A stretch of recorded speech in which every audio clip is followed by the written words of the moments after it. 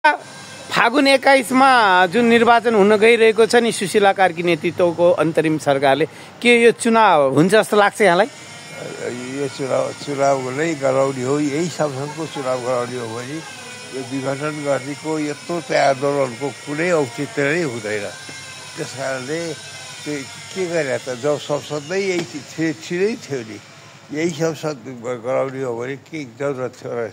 त्यस कारणले यो संसद चाहिँ चुनावको चाहिँ त्यति महत्त्व पनि छैन। फेरि यो संसदलाई उही पुरानो संसदलाई बिगाउने, त्यही विघटन गर्ने शक्तिले फेरि त्यही संसदलाई जुटायो भने यसको दोष चाहिँ यसको अपराध कसले बोक्ने? त्यस कारणले यो संसद जस्तो पहिले प्रचण्डहरूलाई भेटाउने बेलामा आन्दोलनले त एउटा नयाँ चिज खोज्छ कि यदि आन्दोलन हो अपराध होइन आतङ्क होइन भनेपछि त यसले त नयाँ परिवर्तन केही न केही खोज्थ्यो। उही ठाउँमा राम्या ठाउँमा स्यामे आएर नाग नाच्छ साप नाच, के फरक पर्छ? नाग भने पनि त्यही हो, साप भने पनि त्यही हो। त्यस कारण यसको औचित्य हुँदैन। यो त सबभन्दा राम्रो त के भने संसद चाहिँ बिउजाउने, त्यो अन्तरिम संसद चाहिँ जस्तो प्रचण्डहरूलाई प्रवेश गराउने बेलामा जुन किसिमको चाहिँ विधि अपनाइएको थियो त्यो विधि चाहिँ प्रयोग भइसकेका विधि भयो भने सबभन्दा उत्तम त त्यही नै हुन्छ। त्यो संसदले अन्तरिम संसदले नयाँ सरकार पनि बनाउँछ, त्यसमा सबै शक्तिहरूलाई कसैलाई निषेध नगरेर सकेपछि पटक्कै राजा समेतलाई चाहिँ समावेश गरेर यो सब सबै अटाउन सक्ने किसिमको चाहिँ संशोधनहरू यही संविधानलाई गर्ने हो भने सबभन्दा उत्तम हुन्छ। त्यस कारणले त्यो विवेक चाहिँ को अगुवाई चाहिँ हुन्छ होला जस्तो मलाई लाग्छ, विश्वास छ।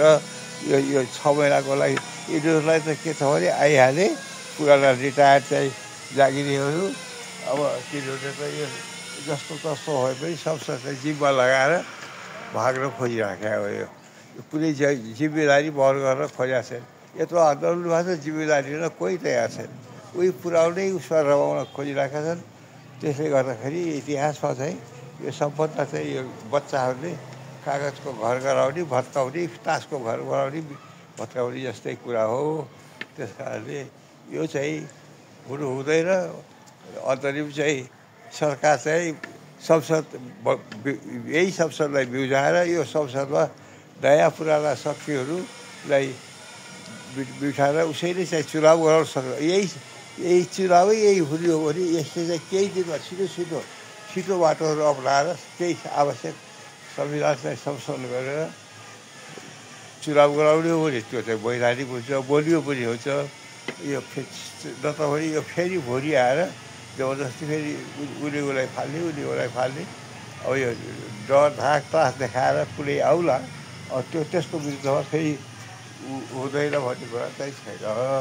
त्यस कारणले उदाहरण हामीले दिन्छौँ कहिले बङ्गलादेशमा, आज बङ्गलादेशको हालत के छ? त्यस्तो यस किसिमको जबरजस्ती गरिएको कुरा चाहिँ यो परिवर्तन पनि यो देशव्यापी स्वार्थको प्रतिनिधित्व नगर्ने संविधान केही व्यक्ति विशेषहरूको, केही समूह विशेषको स्वार्थमा मात्रै प्रतिनिधित्व गरेको चाहिँ परिवर्तन क्रान्ति त्यो चाहिँ धेरै दिन टिकाउ हुन सक्दैन जस्तो मलाई लाग्छ। अब जेनजी जुन आन्दोलन भयो त्यसले उठाएका विषयवस्तुहरू चाहिँ सुशासन भ्रष्टाचार मुक्त देश विभिन्नमा नारा उठाएको थियो। तर अहिले हेर्दा त के देखियो भने चाहिँ जुन 82मा 83मा गर्नुपर्ने चुनाव 82मा सार्न खोजेको जस्तो मात्रै देख्यो। उनीहरूले उठाएका विषयवस्तुहरू त जिउका तिउ छन्।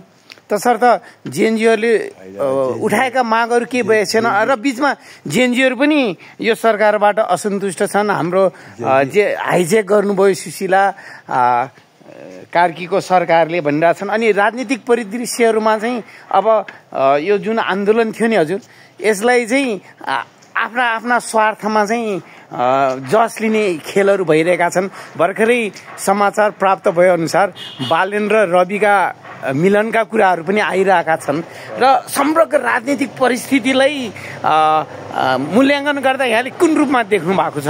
अबका राजनीतिक मोडहरू कतातिर अगाडि बढ्ने, यो चुनाव यदि सम्पन्न भएपछि जुन परिदृश्यहरू छन् नि हजुर, अब कुन रूपमा राजनीति अगाडि बढ्ला जस्तो यहाँलाई लाग्छ? र पुराना राजनीतिक दल एमाले काङ्ग्रेस माओवादीहरूको स्थिति के रहला यहाँहरूले चाहिँ कसरी मूल्याङ्कन गर्नुहुन्छ? अब यो जेजीको आन्दोलन कस्तो छ भने भ्रष्टाचार सुशासन त एमालेकै नारा हो नि। त्यो सुशासन त जसले पनि भइराखेको छ। काङ्ग्रेस केपी ओली र के अरे देउवा बेल्दाखेरि पनि सुशासन गरेका थिए। आफू भ्रष्टाचार चाहिँ को विरोधमा त जसले पनि भोट्यो त नारा हो होइन। त्यस कारणले यो जेजीले चाहिँ भनेका कुराहरू त्यही कुरा लिएर भ्रष्टाचार त व्याप्त छ। त्यो भ्रष्टाचार नहोस् भन्ने त हरेकको कुरा हो। बाहिर छ आन्दोलनकारीले नभन्ने कुरा त थिएनै थिएन। उसले त त्यही नै भनेको थिए। यो एउटा सडकबाट पनि यो भ्रष्टाचारको विरोधमा गरौँ भन्ने उसले चाहिँ उसले विशुद्ध भावनाले चाहिँ गरे। अब को जेजिएर हो, जेजी भनेकै को हो थाहै नभयो। बालर हो कि रवि हो कि अब यिनीहरूले कहिले आफूलाई भित्र रहस्यमय छ। के अरे सुशीला कार्कीले पनि मैले जेजी को चिनेकी छैन भनेर भनेकी छ। अब जेजी भन्ने बुढाहरू चाहिँ खेलेर चाहिँ सरकार चलाउने हो भने त अब त्यो जेजीको चाहिँ गन्तव्य लक्ष्य अब त्यो त केही पनि भएन कि उसले नयाँ मान्छे सुशीला मान्छे गर्न सक्ने मान्छेहरू आउन् भन्ने किसिमको भावना राम्रो कुरा हो। तर के छ भन्दाखेरि जेजीको हो जिम्मेदारी लिएर कोही तयार नहुने। मेरो बुढो बाउले चाहिँ यस्तो होइन उस्तो होइन सराउले विद्रोह गरे जस्तो त्यस्तै भइरहेको छ। हरेक घरमा चाहिँ जेजीहरूको अहिले हालत के छ भने छोरा र बाउको कुरा मिल्दैन। सत्तामा जेजी पसेको थिएन, सत्तामा पनि पस्यो त्यति कुरा। घर घरमा त जेजी छँदै छ नि। आज चाहिँ पुस्ताको चाहिँ लडाइँ छ। बाउले भने चाहिँ छोराले सुन्दैन, छोराले भने बाउले सुन्दैन। त्यो त जेजी विद्रोह त घर घरमा। त्यो घर घरको त समाजमा अब चाहिँ सरकारमा पनि पस्यो। सरकारमा चाहिँ पस्न सकेको थिएन जेजी। अब जेजीहरूको उपस्थिति हुन्छ, नयाँ नयाँ युवाहरू जाउन्। अब त्यो साधारण कुरा चाहिँ त्यत्रो ज्यान थियो। यो नहुने कुरा चाहिँ भयो। अब यसको चाहिँ त्यति उपेक्षा गर्न पनि हुँदैन। यतिजनाको ज्यानको हो। अब त्यस कारणले यसलाई चाहिँ यसलाई महत्त्व दिएर यसलाई थोरै निषेध पनि नगरेर सबै शक्तिहरूलाई भएका शक्ति कसैलाई निषेध नगरेर सबैलाई मिलाएर लगेर एउटा देशमा शान्ति सुव्यवस्था कायम गरेर व्यवस्थाको कुरा सुशासन त परको। त्यो शासन गर्ने जुन स्थायी रूपमा शासनमा हुने वर्ग जस्ताको तस्तै छ। यो 2-4जना मन्त्रीहरूले शासन गरे हो र शासन गर्ने ठेकेदारले शासन गरेका छन्, कर्मचारीले शासन गरेका छन्। तिनी जेको त्यो जस्ताको तस्तै रहेपछि अब कसरी चाहिँ सुशासन कायम गर्ने कसले गर्ने? केपीले शासन गरे हो र देउवाले गरे हो र त्यहाँ शासन गर्ने त सत्ता त अर्कै त्यही हो। र अन्त्यमा सेनाको हाली बुहाली उस्तै छ होइन। अब यो सेना नै अगाडि छ नि त। उपस्थित त सेनाकै देखियो अहिले यसपालि पनि। सेना नभएको अहिलेको धेरै विद्रोह पनि हुन्थ्यो। सेना अगाडि पनि लायो।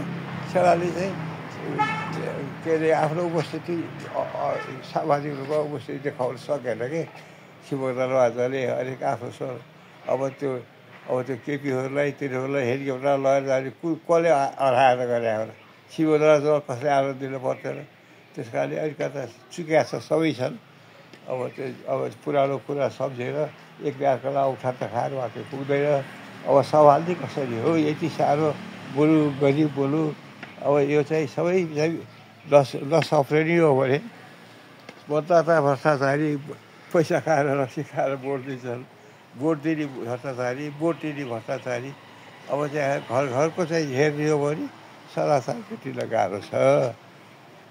अन्त्यमा अब यो निर्वाचन यदि सम्पन्न भयो भने फागुन 21 को निर्वाचन यदि सम्पन्न भयो भने अनि त्यसपछि बन्ने सरकार जुन आउला त्यसले देशले चाहिँ कति लिन्छ यहाँलाई के लाग्छ? त्यो त खिचडी हो। त्यो त फेरि पनि खिचडी हो।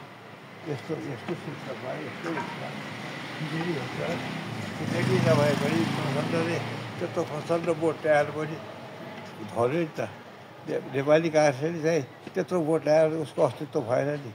त्यसकारण जनविद्रोह चाहिँ हर जनजनमा शेष रह्यो भने त्यो जसले जति भोट ल्यायो भने केही अर्थै हुँदैन।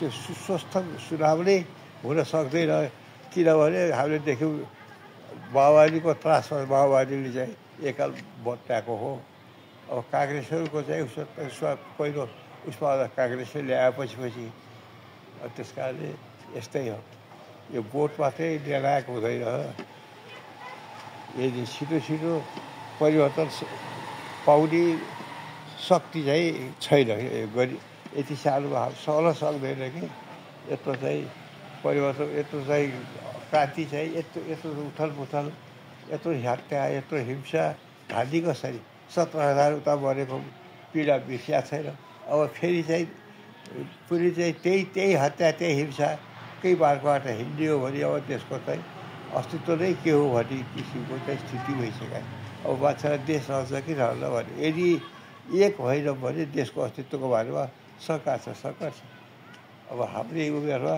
देशको अस्तित्व नबिटोस् भन्ने आकाङ्क्षा छ। हजुर धन्यवाद बुवा।